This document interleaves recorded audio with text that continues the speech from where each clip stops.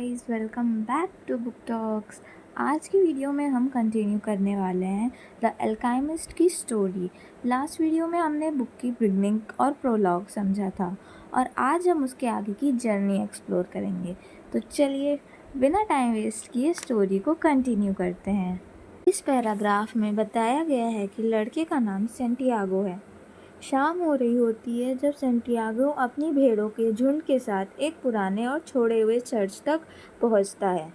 उस चर्च की छत बहुत पहले गिर चुकी होती है और जहां पहले चर्च का एक कमरा हुआ करता था, वहां अब एक बहुत बड़ा पेड़ उग गया है।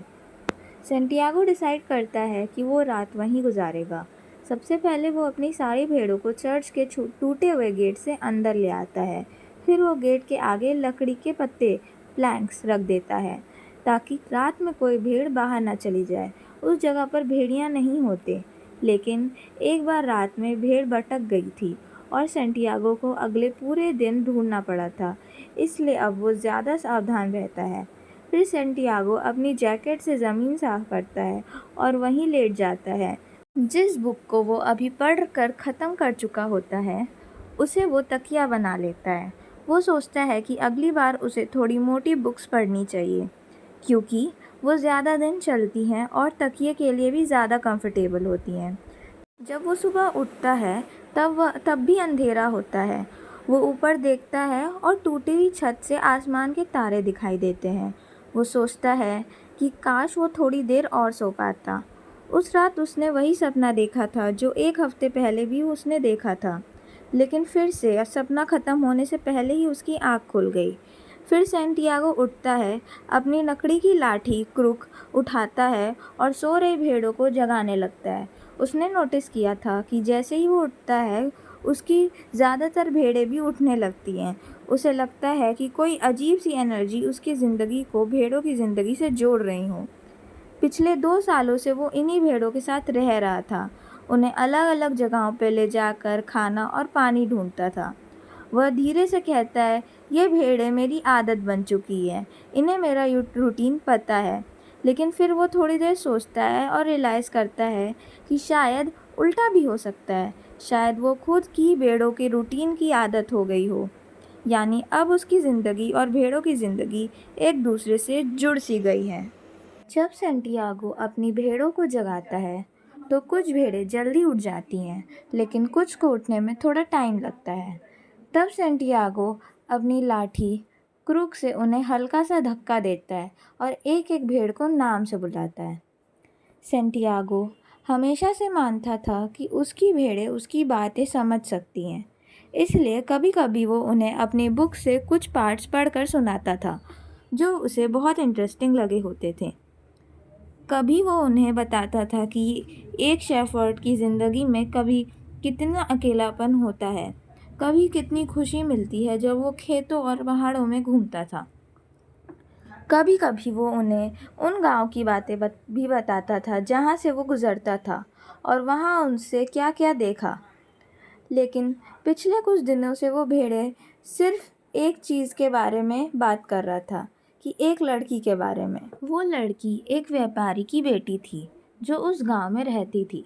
सेंटियागो लगभग 4 दिन बाद वहीं पहुंचने वाला था। सेंटियागो उस गांव में सिर्फ एक बार गया था। पिछले साल वहां एक दुकानदार था जिसका कपड़ों और रोज़मर्रा का सामान का दुकान था, ड्राई गुड शॉप्स। वो दुकानदार हमेशा चाहता था कि भेड़ों की वूल उसके सामने ही काटी जाए ताकि कोई धोखा ना दे सके उसे। सेंटियागो के एक दोस्त ने उसे उस दुकान के बारे में बताया था, इसलिए वो अपनी भेड़ें वहां ले गया। सेंटियागो ने दुकानदार से कहा, मुझे कुछ ऊन बेचनी है। उस वक्त दुकान में बहुत भीड़ थी, इसलिए दुकानदार ने सेंटियागो से कहा कि वो दोपहर तक इंतज़ार करे। जब सेंटियागो दुकान की सीढ़ियों पर बैठ गया और अपने बैग से एक बुक निकाल कर पढ़ने लगा, तभी उसके पीछे एक लड़की की आवाज़ आई। उस लड़की ने हैरानी से कहा, मुझे नहीं पता था कि शेफर्ड भी पढ़ना जानते हैं। वो लड़की एंडोलेशिया के रीजन की टिपिकल लड़की थी, जिसके लंबे काले बाल थे और आंखें ऐसी थी जो मूरिश विजेताओं की याद दिलाती थी। जब लड़की ने पूछा कि शेफर्ड पढ़ना कैसे जानता है, तब सैंटियागो मजाक में कहता है, अक्सर मैं अपनी भेड़ों से बुक से ज़्यादा सीखता हूँ। फिर लगभग 2 घंटे तक दोनों बात करते रहते हैं। लड़की उसे बताती है कि वो मर्चेंट की बेटी है और गांव की ज़िंदगी में के बारे में बताती है। वो कहती है कि गांव में हर दिन बिल्कुल एक जैसा होता है, कुछ नया या एक्साइटिंग नहीं होता है। सैंटियागो उसे एंडालुसिया के खेतों और पहाड़ों के बारे में बताता है। उन अलग अलग शहरों की खबरें भी बताता है जहां वो अपनी भेड़ों के साथ रुक चुका था। उसके लिए भेड़ों से बात करने से ज़्यादा अच्छा लग रहा था, क्योंकि वो अभी किसी इंसान से बात कर रहा था। थोड़ी देर बाद लड़की पूछती है, तुमने पढ़ना कैसे सीखा? सैंटियागो जवाब देता है, जैसे सब सीखते हैं, स्कूल में। तब लड़की हैरानी से पूछती है, अगर तुम पढ़ लिख सकते हो, फिर तुम एक शेफर्ड क्यों हो?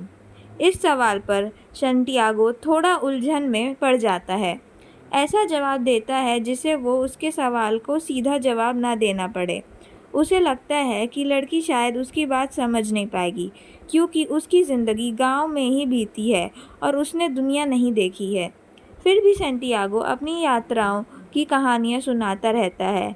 लड़की की चमकती हुई आंखें कभी डर से और कभी हैरानी से बड़ी हो जाती हैं जब वो उसकी कहानियाँ सुनती है। जैसे जैसे वक्त बीत रहा होता है, सैंटियागो को लगने लगता है कि काश ये दिन कभी ख़त्म ना हो।